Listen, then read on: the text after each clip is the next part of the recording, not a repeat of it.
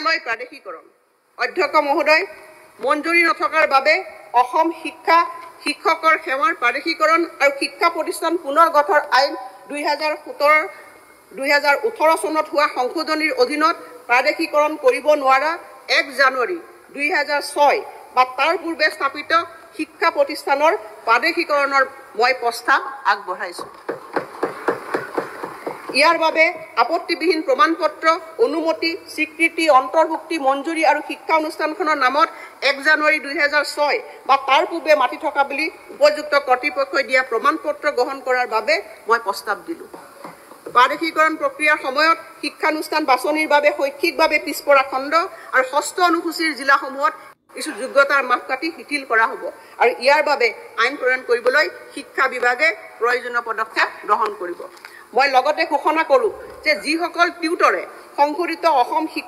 শিক্ষকৰ সেৱাৰ প্ৰাদেশিকৰণ আৰু শিক্ষা অনুষ্ঠানৰ পুনৰ গঠন আইন 2017 অনুসৰি শৈক্ষিক আৰু পেছাগত অৰ্হতা 5 বছৰৰ ভিতৰত সম্পূৰ্ণ কৰিব তেওঁলোকক শিক্ষকৰ পদলৈ উন্নীতকৰণ অব্যাহত থাকিব।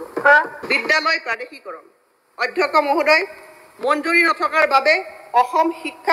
শিক্ষকৰ সেৱাৰ প্ৰাদেশিকৰণ আৰু শিক্ষা প্ৰতিষ্ঠান পুনৰ গঠন আইন 2018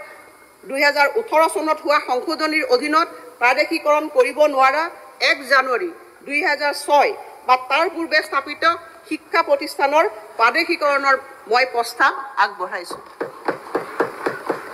ইয়াৰ বাবে আপত্তিবিহীন প্ৰমাণপত্ৰ অনুমতি স্বীকৃতি অন্তৰ্ভুক্তি মঞ্জুৰি আৰু শিক্ষা অনুষ্ঠানখনৰ নামত 1 জানুৱাৰী 2006 বা তাৰ পূৰ্বে মাটি থকা বুলি উপযুক্ত কৰ্তৃপক্ষই দিয়া প্ৰমাণপত্ৰ গ্ৰহণ কৰাৰ বাবে মই প্ৰস্তাৱ দিলো।